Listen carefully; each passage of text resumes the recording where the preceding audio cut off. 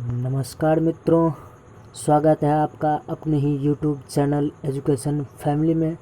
मित्रों, इनसे पहले हम क्लास थर्ड के चैप्टर नंबर 6 तक का सभी ईवीएस का जो भी चैप्टर था उनसे रिलेटेड हम टॉपिक करवा चुके हैं और इनसे रिलेटेड अभ्यास प्रश्न भी हम करवा चुके हैं। जो भी मित्र उन टॉपिकों को, उन अभ्यास प्रश्न को नहीं देखे हैं उनको ज़रूर देखें, जिससे आपको चीज़ें बारीकी से बखूबी अच्छी तरीक़ा से समझ में आए। मित्रों, जैसे कि आप लोगों को पता है कि हर एक टॉपिक, हर एक लेक्चर के बाद अभ्यास प्रश्न करवाते हैं, जिनसे आपको वह टॉपिक अच्छी तरीक़ा से क्लियर हो जाती है। आपको ये भी पता चल जाता है कि इन टॉपिकों से कैसे कैसे प्रश्न बनने की संभावना है और कैसे कैसे प्रश्न पूछे जाते हैं। तो चलिए दोस्तों, देर न करते हुए आगे देखते हैं कि चैप्टर नंबर 7 में क्या क्या बातें कही गई है और क्या क्या बातें हमें पढ़नी है। तो सबसे पहले ये जानें कि चैप्टर की नाम है बिन बोले बात। क्या है? बिन बोले बात। अर्थात इसमें यह चर्चा किया गया है कि कोई भी बात को मुख से आवाज़ निकाल के नहीं बोली जाती है। अर्थात हम इशारों में बात करते हैं, हाव भाव से पहचानते हैं, जानते हैं, तरीके से जानते हैं। तो चलिए, पॉइंट नंबर फर्स्ट का आता है कि नाच में भी हम अपनी बात दूसरों तक पहुंचा सकते हैं। इसमें हम इशारों और चेहरों के हाव भाव का प्रयोग करते हैं। आप लोगों ने नाच में ये देखे होंगे कि जब अलग अलग पार्ट लेते हैं, सब अलग अलग अपनी रोल लेते हैं। जैसे रामायण का ही पार्ट खेलते हैं लोग, तो उसमें कोई अलग से राम का रोल लेते हैं, कोई सीता का रोल लेते हैं, कोई लक्ष्मण का रोल लेते हैं, और सब अपनी अपनी बातों को, अपनी भावना को एक इशारे में रखता है। तो यही हो गया कि हम इशारे में कैसे कहें। हाव भाव से भी अलग अलग तरह से, हाथ से भी अलग अलग तरह से इशारा करते रहता है। उनका हाव भाव से समझ में आता है। जैसे किसी को देखते हैं कि जैसे कोई रो रहा है या कोई गुस्से में है, या उनके चेहरे के हाव भाव से ही पता कर लेते हैं ये गुस्से में है या खुश है या ना खुश है। पॉइंट नंबर सेकेंड देखिए, कहता है चेहरा के हाव भाव से हमें पता चलता है कि कौन खुशी है, कौन दुखी है एवं कौन गुस्से में है। अगला देखिए, चुप तुम रहो चुप हम रहे। इसका मतलब है कि अर्थात इशारे में बातचीत। देखिए, इस चैप्टर में बात यही कहा गया है कि हम इशारे में संकेत में कैसे कैसे बातें करते हैं, यही समझाया गया है। इन बातों को आप लोग बखूबी जानते होंगे। आखिर इस चैप्टर में और भी कोई ऐसा चीज़ टॉपिक नहीं था जिनसे प्रश्न उठने की संभावना थी। हमको जो भी अच्छा लगा, जो इम्पोर्टेंट बात लगी, वो हम राइट किए हैं। चलिए, इसमें कुछ नहीं, इतना ही था। अगला चैप्टर देखते हैं, पंख फैलाएं उड़ते जाएं। चैप्टर का नाम क्या है? पंख फैलाएं उड़ते जाएं। चैप्टर नंबर 8 है।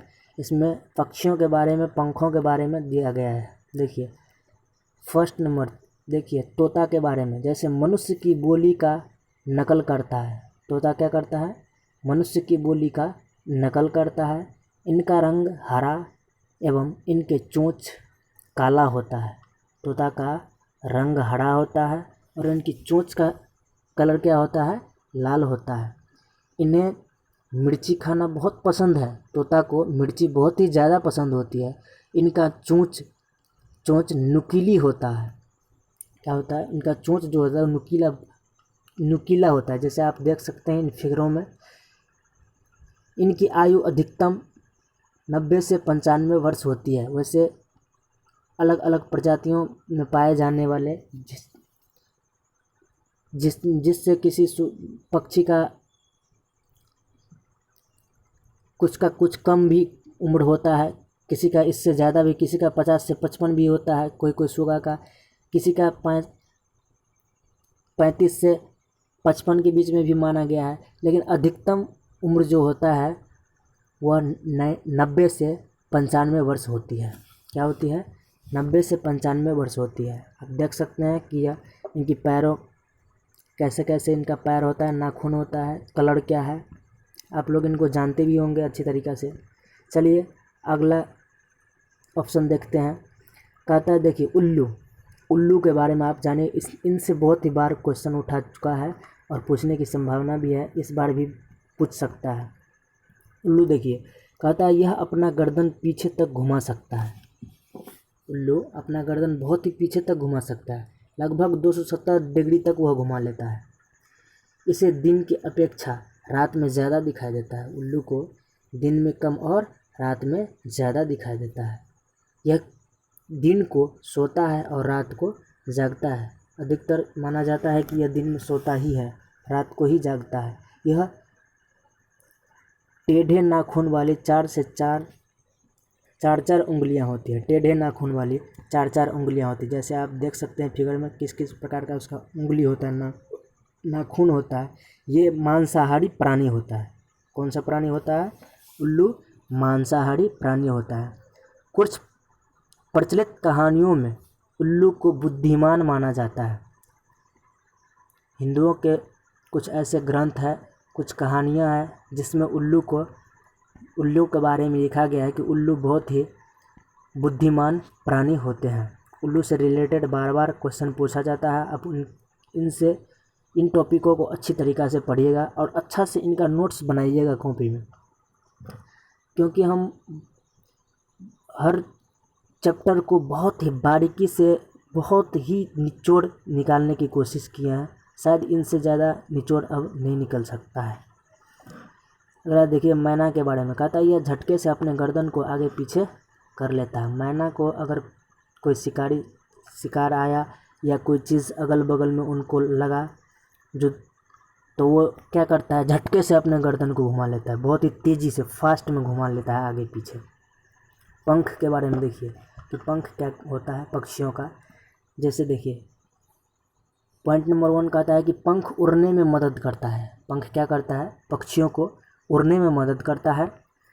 पंख पक्षी के शरीर को गर्म भी रखता है। सही बात है। पंख क्या करता है? पक्षी के शरीर को गर्म भी रखता है, उड़ने में भी मदद करता है। समय समय पर पक्षियों के पुराने पंख झड़ जाते हैं और नए पंख आ जाते हैं। पंख की कहानी यही थी कि पंख क्या है?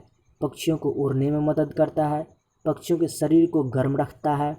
समय समय पर पुराने पंख क्या होते हैं? टूट जाते हैं, झड़ जाते हैं और नए पंख उगाते हैं। कुछ महत्वपूर्ण पहेलियाँ, इनको आप बहुत ही गौर से देखिए। इनसे कई बार क्वेश्चन पूछा जा चुका है। हर पहेली को आप बारीकी से समझें। इनको एक बार नहीं, 2 बार नहीं, 3 बार पढ़े, 4 बार पढ़े, जिससे चीज़ें आपको अच्छी तरीक़ा से समझ में आ जाए। आप रटने की कोशिश न करें, चीज़ों को समझें, बातों को जानें और उनसे रिलेटेड अभ्यास प्रश्न करें। बस आपको बखूबी हम कहते हैं कि खुद ब खुद याद हो जाएगा। आपको रटने की कोई ज़रूरत नहीं पड़ेगी। चलिए पॉइंट नंबर 1 है। कहता है सिर पर मेरे ताज है, सुंदर पंखों पर नाज है। गौर से सुनिएगा। कहता है सिर पर मेरे ताज है, सुंदर पंखों पर नाज है, सुंदर नाच दिखाता हूँ, राष्ट्रीय पक्षी कहलाता हूँ। तो कौन है? अगर ऐसी पहेलियाँ आए तो क्या मानेंगे? इसका उत्तर क्या हो जाएगा? मोर। क्या होगा? मोर। ऐसे ही डायरेक्ट पॉइंट उठा कर दे देता है और पूछा भी गया है। जब हम अभ्यास प्रश्न करेंगे तो उनसे रिलेटेड क्वेश्चन हम आपको करवाएंगे, जो भी पिछली ईयर में पूछा गया है। पॉइंट नंबर 1 आप समझ गए होंगे। चलिए सेकंड नंबर देखते हैं क्या कहता है। देखिए आप आंसर को ढके रहे। फिर हरे हरे है मेरे रंग, लाल है मेरी चोंच का रंग। क्या कहता है कि हरे हरे है मेरे रंग, लाल है मेरी चोंच का रंग, हरी मिर्च मैं खाता हूँ, बोलो मैं क्या कहलाता हूँ। तो इसका आंसर हो जाएगा तोता। तोता क्या होता है? हरे रंग का होता है, लाल मिर्च खाता है और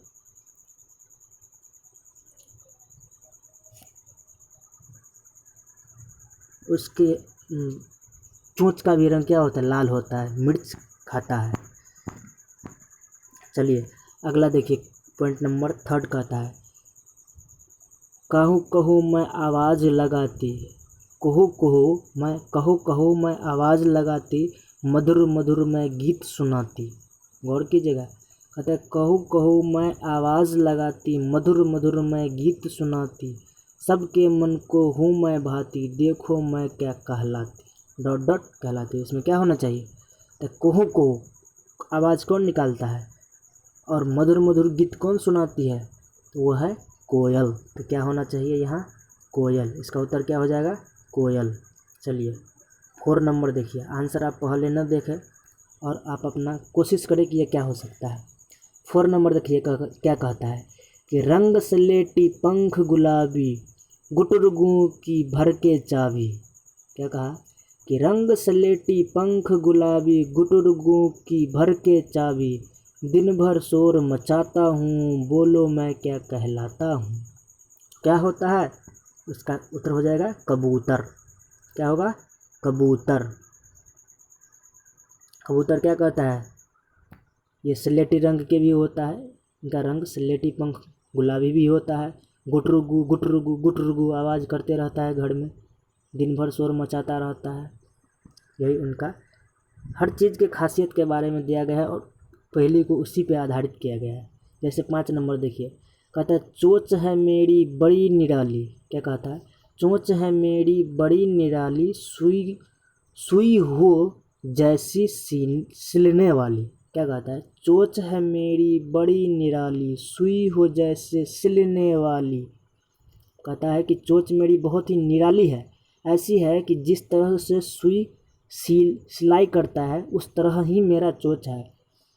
पाते सिल क्या कहता है? पत्ते, यहाँ पत्ते होना चाहिए, आप यहाँ सही कर ले, यहाँ पत्ते होना चाहिए, पाते नहीं होगा। पत्ते सिलकर घर बनाओ। क्या कहता है? पत्ते सिलकर घर बनाऊं, डॉट डॉट चिड़िया मैं कहलाऊं। तो कौन सा हो जाएगा? चोंच है मेरी बड़ी निराली, सुई हो जैसे सिलने वाली, पत्ते सिलकर घर बनाऊं, डॉट डॉट चिड़िया मैं कहलाऊं। तो कौन सा हो जाएगा? दर्जन चिड़िया। कौन सा? दर्जन चिड़िया। दर्जन चिड़िया ऐसी होती है, उनका चोंच पूरे सुई की नोक की तरह होता है, वो पत्तों को सिल सिल कर अपना घोंसला बनाता है। 6 नंबर देखिए, कहता है आकाश से सीधे आती हूँ, झटपट चूहा ले जाती हूँ। झपट देखिए, आकाश से सीधे आती हूँ, झपट चूहा ले जाती हूँ, पूछ है मेरी खांचे वाली, पक्षी मैं हूँ मैं बड़ी निराली। कौन सा हो जाएगा? कहता है आकाश से सीधे आती हूँ और क्या करता है? चूहों को झपट से पकड़ लेता है और भाग जाता है आसमान में। कहता है मेरा पूँछ जो है वो खांचे वाली है। तो बताओ मैं कौन से पक्षी हूँ? तो क्या हो जाएगा? चील हो जाएगा। क्या? चील। चील क्या करता है? आकाश में उड़ते रहता है, ऊपर उड़ते उड़ते उड़ते रहता है, जहाँ भी देखे कीड़े मकोड़े जैसे चूहे को तो चट से अपने नुकीला लोल से पकड़ लेता है। अगला नंबर देखिए, कहता है काले काले पंख है मेरे और काले रंग, काँव काँव मैं शोर मचाता, डॉट डॉट पक्षी मैं कहलाता। क्या हो जाएगा? कौवा। क्या हो जाएगा? कौवा। कौवा क्या होता है? काले काले पंख वाले होते हैं, काले रंग भी होते हैं और काँव काँव शोर मचाते रहते हैं। चलिए नेक्स्ट नंबर देखते हैं। देखिए 8 नंबर क्या कहता है, गौर से देखें इनको। जैसे देखिए गिद्ध के बारे में है कि मरे जानवर खाकर मैं, गौर कीजिएगा, कहता है मरे जानवर खाकर मैं जगह साफ कर देता हूँ, ऊंचे आसमान में मैं उड़ता, बोलो मैं क्या कहलाता हूँ। इसी तरह से डायरेक्ट दे देगा या कहीं से ऑप्शन हटा देगा, कहीं से डॉट डॉट कर देगा, तो क्या हो जाएगा? वहाँ गिद्ध हो जाएगा। चलिए इनको हम बिना देखे करने की कोशिश करते हैं। क्या कहता है कि पेड़ के तने में छेद बनाऊं, उसमें छिपे कीड़े खाऊं। क्या कहा? पेड़ के तने में छेद बनाऊं, उसमें छिपे कीड़े खाऊं, टुक टुक टुक टुक करता जाता हूँ, मैं डॉट डॉट कहलाता हूँ। क्या कहलाता हूँ?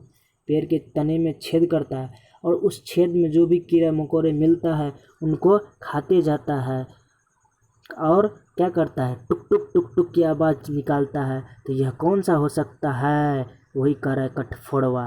क्या होगा? कठफोड़वा। कौन सा पक्षी होगा? कठफोड़वा।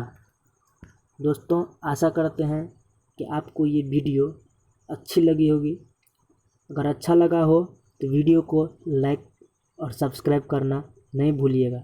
सब्सक्राइब इसलिए कहते हैं करने कि मैं जो भी नया नया वीडियो अपलोड करूँ, जो भी नया नया वीडियो डालूँ, उनका नोटिफिकेशन आपके पास जाए और उन चीज़ों को आप बखूबी समझें, जानें। अगर अच्छा नहीं लगे तो लाइक और सब्सक्राइब नहीं कीजिएगा। आपको लगे कि नहीं, इनसे हमको कुछ बेनिफिट्स हो सकते हैं, कुछ लाभ हो सकता है, मिल सकती है, तो आप ज़रूर इनको सब्सक्राइब करें और बेल आइकन ज़रूर दबाएं, क्योंकि बेल आइकन से ही आपको नोटिफिकेशन जाएगी। दोस्तों इन पहेलियों को आप गौर से समझें, बार बार पढ़ें, 2 बार 4 बार पढ़ेंगे और लक्षणों को जानेंगे कि किन की क्या लक्षण है, उन्हीं के बारे में बताया गया है। आप अगर इन सब चीज़ों को बारीकी से देखते हैं और इनसे रिलेटेड कल प्रश्न संख्या लेके आएंगे, जो भी अभ्यास प्रश्न इनसे बनने की संभावना होगी वही प्रश्न लेके आएंगे। अगर आप उन प्रश्नों को करेंगे और प्रीवियस ईयर में पूछे गए प्रश्न देखेंगे तो आपको लगेगा नहीं, इन टॉपिकों से प्रश्न उठती है और कैसे प्रश्न बनने की संभावना है।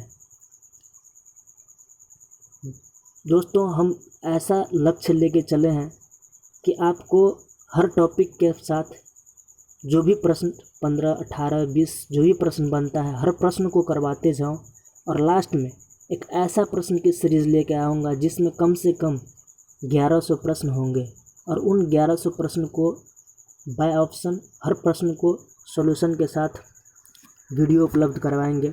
और उनको अगर आप देख लिए और इन सब सारे चीज़ों को आप बारीकी से अभी पढ़ लिए तो शायद हमको लगता है कि आपको एक भी क्वेश्चन न छूटेगा। क्योंकि दोस्तों अभी आप लोगों के पास बहुत ही अच्छा और सुनहरा मौका है कि आप घर पे हैं, घर पे रहें, सुरक्षित रहें और वीडियो को बारीकी से देखें, अच्छी तरीक़ा से देखें।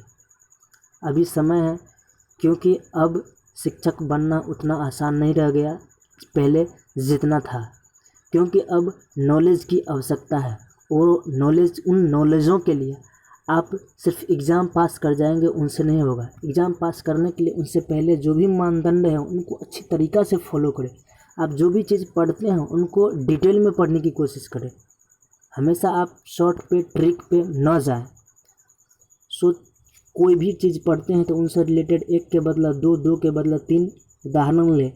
उनसे रिलेटेड ज़्यादा से ज़्यादा जो भी इन्फॉर्मेशन है, नया से नया इन्फॉर्मेशन शामिल कीजिए, जिनसे आपको कोई उनसे उठने वाले आप टॉपिक को ऐसे पढ़ें कि उन टॉपिक से जैसे भी प्रश्न उठाए हम प्रश्न हल कर सकें, प्रश्नों को समझ सके, जान सके। अब हम बार बार कह रहे हैं कि आप तैयारी एग्ज़ाम की नहीं कीजिए, आप तैयारी अपनी सिलेबस की कीजिए, जो आपके लिए उन एग्ज़ाम में पूछा जाएगा। अगर आप सिलेबस को अच्छी तरीक़ा से पढ़ लिए और कमांड कर लिए तो शायद कहीं से भी प्रश्न उठेगा तो आप उन प्रश्नों को अच्छी तरीक़ा से हल कर पाएंगे। और जैसा हमको लगता है, अगर हम जो भी सीरीज़ करवा रहे हैं, इन सारे वीडियो को आप बारीकी से सिर्फ एक बार देख लिए, 1 से 2 बार देख लिए और मेरा टॉपिक को और उनसे रिलेटेड अभ्यास प्रश्न को, शायद आपको ईवीएस का कोई भी क्वेश्चन ऐसा नहीं होगा जो आपसे नहीं बन पाएगा। हम इन कंटेंट भाग में सिर्फ 15 मार्क्स का जो पूछा जाता है डायरेक्ट क्वेश्चन बुक से, उनकी बात कर रहे हैं। आप पहले इसको देखें और इनसे रिलेटेड बाद में हम 15 मार्क्स का जो शिक्षा शास्त्र से पूछा जाता है उनको भी पढ़ाने की कोशिश करेंगे। उनको भी हम बुक से रिलेट करेंगे, जो भी आपके बुक में दिशा निर्देश दिया गया उनसे जोड़ने की कोशिश करेंगे और उस शिक्षा शास्त्र को भी, जो भी शिक्षा शास्त्र इसमें पूछा जाता है, टीचिंग मेथड इसमें पूछा जाता है, उनको भी करवाने की कोशिश करेंगे। उनसे रिलेटेड भी बहुत सारे प्रश्न करवाएंगे। तो चलिए दोस्तों, अगर आपको अच्छा लग रहा हो तो ज़रूर आप लाइक कीजिएगा, क्योंकि अगर हम एनसीईआरटी की क्लास 3 की बुक समाप्त होते ही हम इनसे रिलेटेड कुछ टेस्ट सीरीज़ भी आपको देंगे, जिनको आप अच्छी तरीक़े से हल करेंगे, पीडीएफ के रूप में दे देंगे, घर पे बैठ के आप हल करेंगे। जैसे ही क्लास 3 और 4 का बुक समाप्त होगा, 5 में घुसेंगे, उनसे पहले ही हम शिक्षण विधियों का एक वीडियो लेकर आएंगे, जिसमें हम बाल विकास की चर्चा करेंगे, शिक्षा मनोविज्ञान की चर्चा करेंगे। उसमें जो भी प्रश्न हो, हम अच्छे से अच्छे प्रश्नों की श्रृंखला लेने की कोशिश करेंगे, जिनसे आपकी तैयारी को मजबूती मिले और आपको आगे रास्ता तय करने में आसानी हो। दोस्तों, आशा करता हूँ कि आपको वीडियो अच्छा लगा होगा। लगा हो अच्छी तो ज़रूर आपको आप सब्सक्राइब और लाइक कीजिएगा। चलिए दोस्तों, आज के लिए लेते हैं विदा। कल नेक्स्ट वीडियो में आपसे मुलाकात करते हैं अभ्यास प्रश्न के साथ। Thank you.